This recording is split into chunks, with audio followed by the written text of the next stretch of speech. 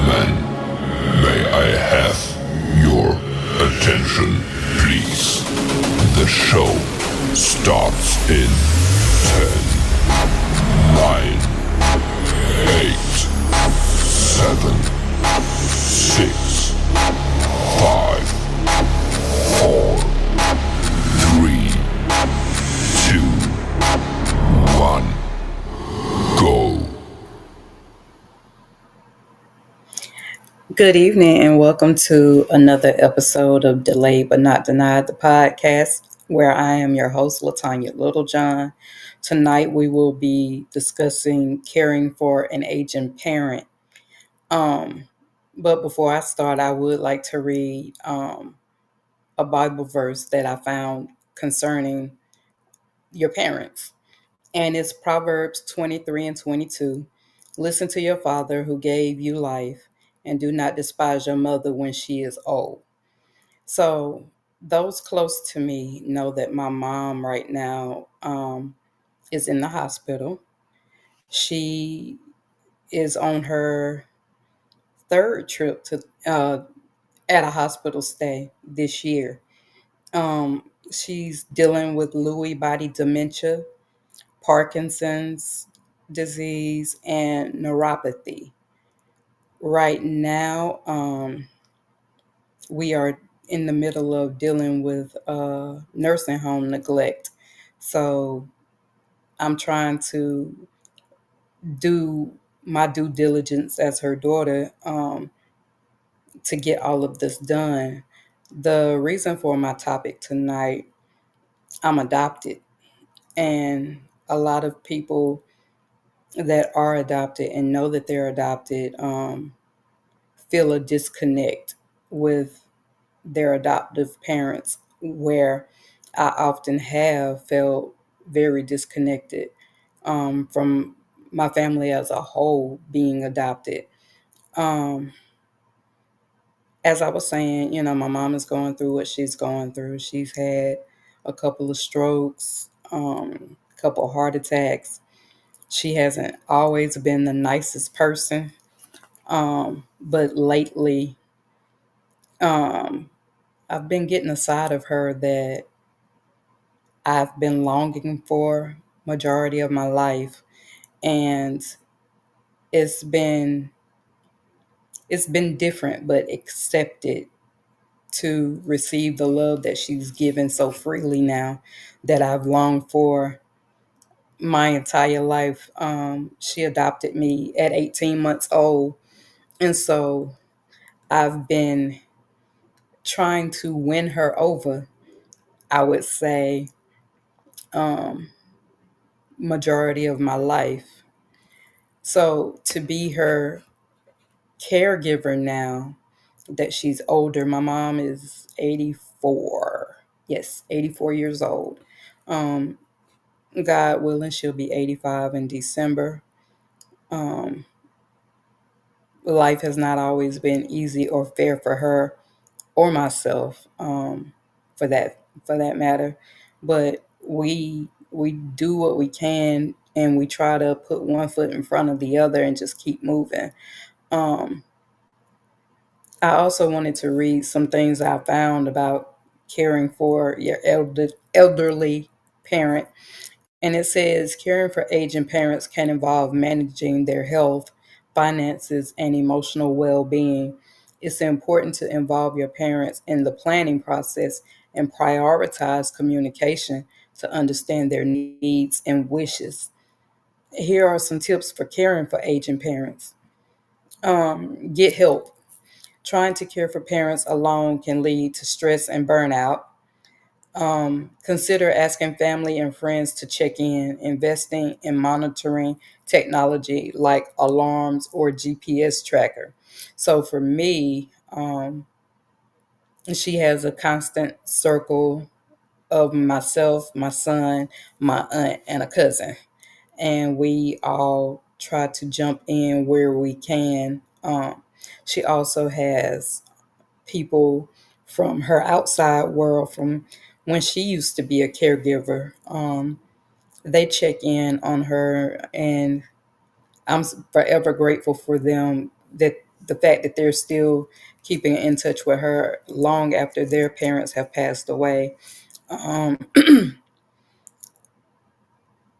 it also says access home safety, work with a geriatric care coordinator to access home safety, develop a plan to help prevent fall and other dangers. So, right now, the hard part of my journey with this is knowing that there's nothing that I can do to ease her pain. She's constantly hurting. She's crying now. I've never seen my mom cry. She's tough as nails. But seeing her cry now and beg people not to touch her has been really, really hard, really hard. And this is what I'm seeing is possibly the beginning stages of what's to come next, the inevitable. Um, prior, prioritize. God, I can't talk. Communication. Communication can help strengthen your bond and understand your parents' needs and wishes.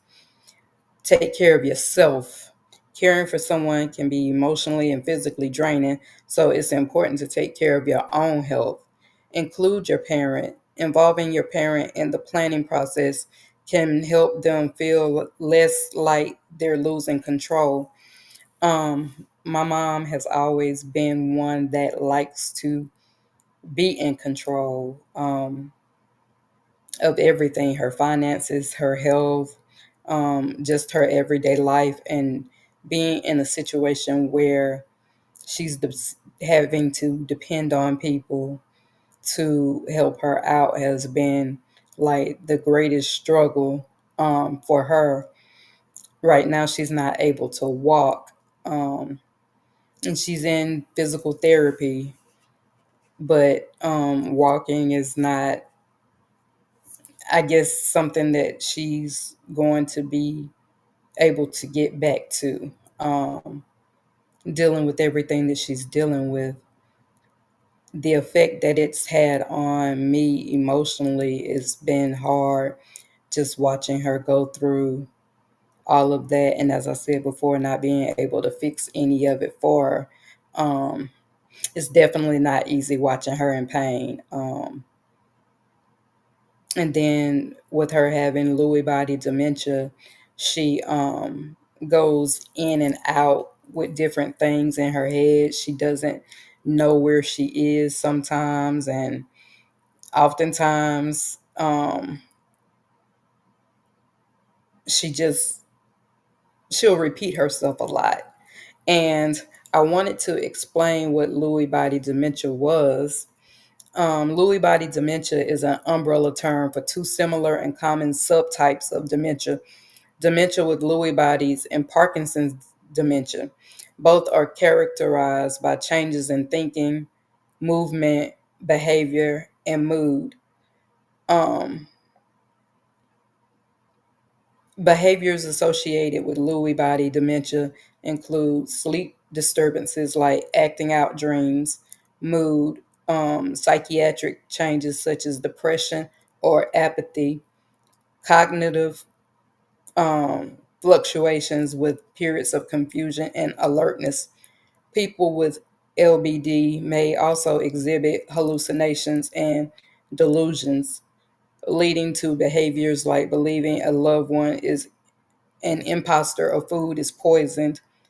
Involuntary movements such as shuffling gait, balance problems, and difficulty with coordination also contribute to higher risk of fall. These are things that my mom have definitely been dealing with, as far as her feeling like somebody's out to get her. Um, she felt like some of the people at the nursing home was trying to unalive her. Um, she does have the shuffling gait where she rocks back and forth for her steps or whatever. But sleep and movement behaviors, um, acting out dreams, which can include yelling or violent movements while asleep, excessive daytime sleepiness, sleeping for long periods of time during the day. She does that a lot. Um, and she sleeps so much during the day. When she's up at night, you're trying to calm her down to get her to relax and go to sleep. But oftentimes it's just a battle with her, not knowing what's going on around her. So it keeps her with questions. Um, and it's been really hard, really, really hard. And again, I was talking about the shuffling gait and balance problems. A shuffling walk with an increased risk of fall.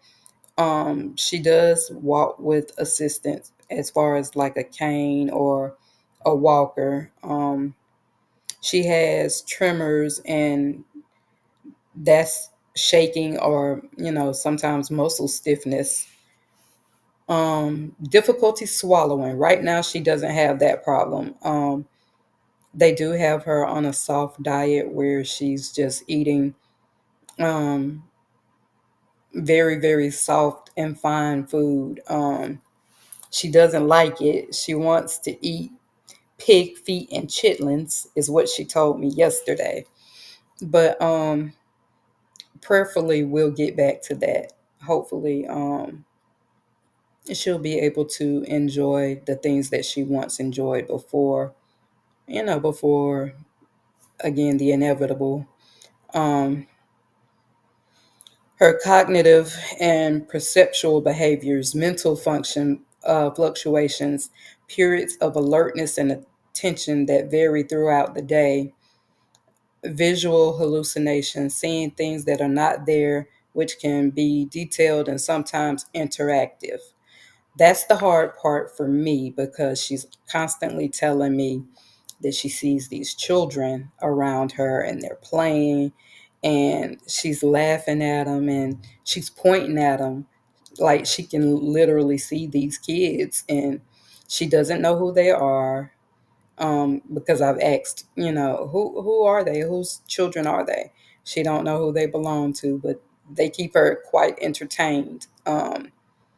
Seeing things that are not there, which can be detailed and sometimes interactive, holding firm false beliefs such as the idea that a spouse is having an affair or a loved one has been replaced by an imposter, difficulties with decision making, problem solving, and staying focused, mood and psychiatric behaviors, depression, a persistent feeling of sadness and loss of interest in activities. She's been dealing with depression for quite a while.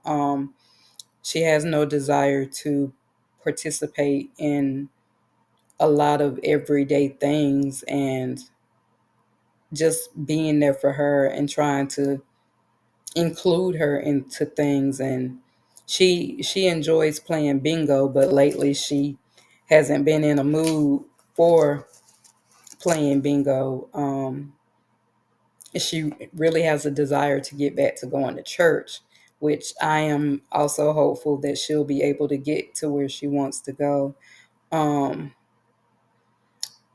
Anxiety, a feeling of worry or nervousness, apathy, a lack of interest in social activities in daily life. She has definitely been anxious. She gets anxious when it comes to my son and my granddaughter. She's always asking where they are, how they are, and she wonders if they're okay all the time. And I have to constantly remind her that they're fine. Oftentimes, which leads to video calls or phone calls so that she can talk to them or hear them or see them rather, so that she knows that they're fine. Um, Agitations and restlessness, easily becoming upset, restless, and shouting out. I haven't experienced that with her, but nurses have said that she has had some moments of agitation where she's basically fighting them off from touching her, or she's she's told me that they told her I was there and I wasn't, and she was tired of them lying to her and whatnot. But I say all of this to say I've heard older people say that you're an adult once in your life and twice a child. And I never understood that. But now it's all like coming full circle, and I get it. Um, as she gets older, she needs someone to take care of her in the same sense a baby would. And it's hard watching the person that raised you go through life altering behaviors and health issues, and going to my mom was a big lady at one point in her life, and now she is probably 115 pounds, if that. um so just trying to keep her in good spirits has been my job. That has been my job, just trying to make her happy, keep her safe, and um just being there for her. I would also like to say, for anybody who has a loved one in a nursing home, please make it your business to go check on your people. Don't take them there and just drop them off and leave them, um, because you wouldn't want that done to you. My mom is dealing with some nursing home negligence, and she's been moved twice, and this will be her third move, and hopefully her last. Um, because I'm at a point where I just want to bring her home with me, but I know that I can't take care of her myself because I have health issues. But so those of you who know the Lord in words of prayer, I ask that you keep my family lifted in your thoughts and prayers right now, because we are definitely going through it, traveling from Georgia to South Carolina um, as often as time and life permits has been a challenge. We just did a turnaround trip yesterday. We were told that my mom had a seizure, which she did not. According to the hospital, they said that she didn't. But we went and we had to hang out with her for a while just to lay eyes on her and see what she had going on and things like that. So yeah, it's been a very emotional roller coaster ride, if I had to say anything about it.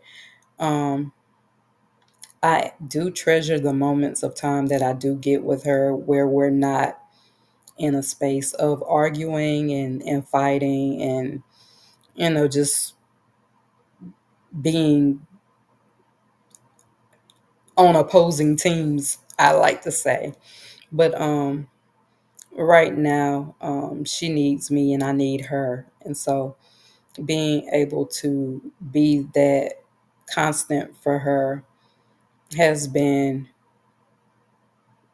life changing for me. Just being able to see everything she's going through and going through it so gracefully. But yeah, that is what I'm currently dealing with. So I wasn't planning on staying on too long. So I'm gonna go because I know that the hospital will be calling me shortly with updates or whatever, and I need to be where I can receive phone calls and handle my mother's business in the way that she would want me to. So, with that being said, I thank you all for tuning in tonight. I will be back on the fourth Friday of this month with my co-host, Miss Najit Scott, Miss Dee Dee. And until then, you all be blessed and have a wonderful night. I love you all.